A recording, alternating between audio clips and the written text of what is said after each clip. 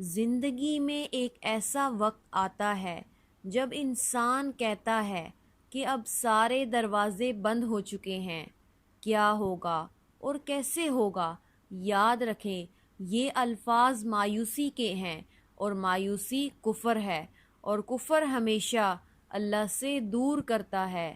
اللہ اسی شخص کو آزماتا ہے جسے اللہ کا قرب حاصل ہونا ہوتا ہے۔ پھر ہمیں یہ معلوم ہونا لازمی ہے کہ جو ہو رہا ہے اللہ ہی کی اجازت سے ہو رہا ہے، اور اللہ ہمیشہ آزمائش کے بعد، آزمائش کے وقت صبر کے بعد اس چیز سے نوازتا ہے جس چیز کی آپ طلب رکھتے ہیں، جس چیز کی خواہش آپ دل میں رکھتے ہیں۔ اللہ آپ کو صبر کے بعد وہی شے عطا کرتا ہے، لیکن اللہ پر یقین لازم ہے۔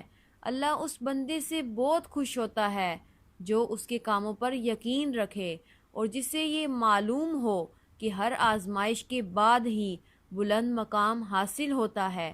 اللہ کی رحمت سے مایوس نہ ہوں، اللہ ہمیں دیکھ بھی رہا ہے اور سن بھی رہا ہے۔